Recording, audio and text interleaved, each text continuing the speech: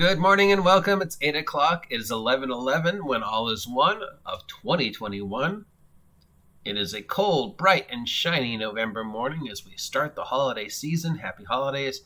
And I am your guide to all the tabletop role-playing game news, weather, sports, controversy, speculation, and general internet nonsense, usually involving Wizards of the Coast. And speaking of Wizards of the Coast, general internet nonsense, Wizards of the Coast has applied for a trademark for Atomic Arcade, an application that they made last month that covers downloadable electronic games to be used in connection with the computers, console gaming devices, and wireless devices, as opposed to the downloadable electronic games that can be used with non-electronic devices. Because, I'd love to have a downloadable electronic game that I could use with my breakfast or my sink. I think it's safe to assume that if it's a downloadable electronic game, Wizards of the Coast, that it will only work with electronic entertainment devices.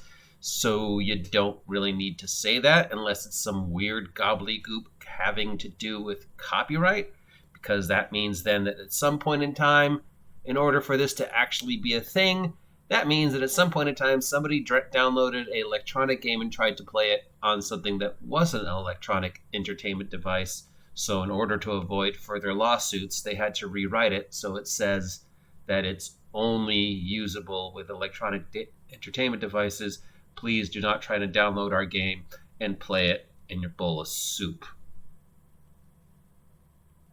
Yeah, that one hurts the brain. That's all. The application also covers fantasy role-playing games, board games, trading card games, and collectible toy figures because, once again, downloadable electronic arcade games can apparently now, according to this sentence, be used with a trading card game, even though the last sentence said it could only be used with computer gaming devices. This makes no sense. Entertainment services, namely providing online computer games and interactive multiplayer online computer games via a global network. Earlier this year, rumors spread regarding Wizards of the Coast plans for its own virtual tabletop platform following a survey in which they guided opinions and allegedly showed off graphics rich in 3D screenshots. There has been rumors that Wizards of the Coast is going to try and break free of D&D Beyond and the other tabletop platforms and create their own tabletop platform so they could, of course, have complete control over anything having to do with any of their IP.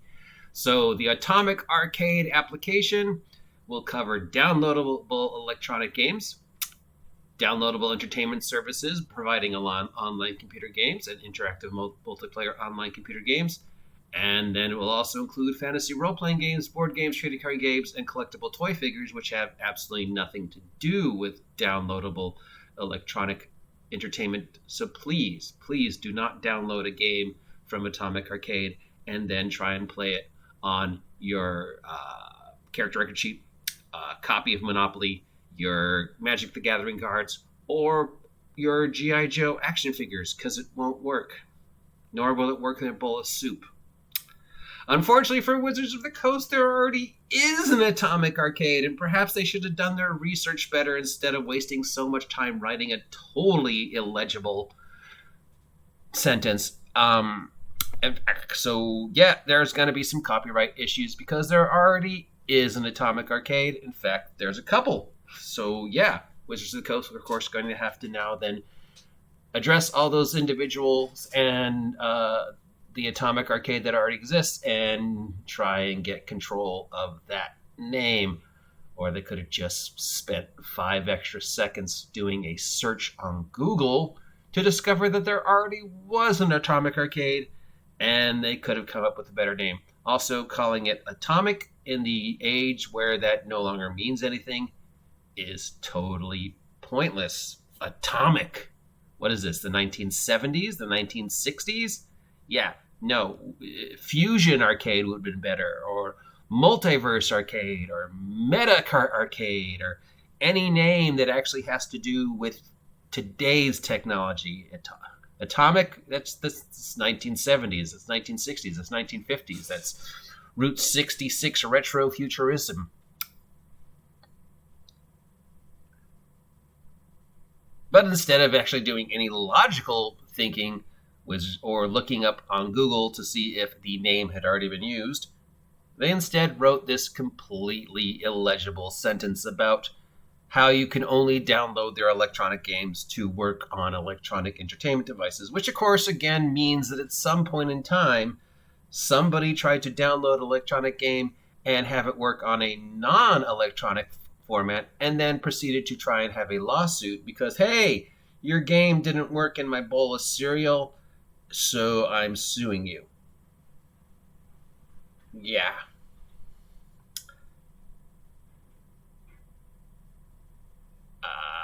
Wizards of the Coast trying to create its own virtual tabletop platform and break free of Roll20 and D&D Beyond and have complete control of the IP will, of course, pretty much probably fail the same way their attempt to control the OGL did. And I can only foresee potential lawsuits, disasters, and general stupidity for them using a name that has already been used. Anyways, there's some news from Wizards of the Coast. You gotta love them because if nothing else, they keep the worlds of our hobby interesting. And generally, every time you read anything that they do, your IQ goes down a few points. Yeah, Atomic Arcade. Way to go. Still waiting for this video game to play on my bowl of cereal here, guys. Till next time, I have been your guide to all the nonsense that is Wizards of the Coast, the OGGM. If you appreciate this content, let me know. If you never want to see me talk about Wizards of the Coast ever again, remember, if I reach 1,000 subs, I will never talk about Wizards of the Coast ever again. That challenge is still out there. Can you reach it and make me stop talking about this nonsense? Of course, if I stopped talking about Wizards of the Coast nonsense, I wouldn't have anything to talk about because that usually is the general number one source of all the news and entertaining nonsense that perpetuates the engine that is my channel. So yeah, there's a paradox. Talk to you soon.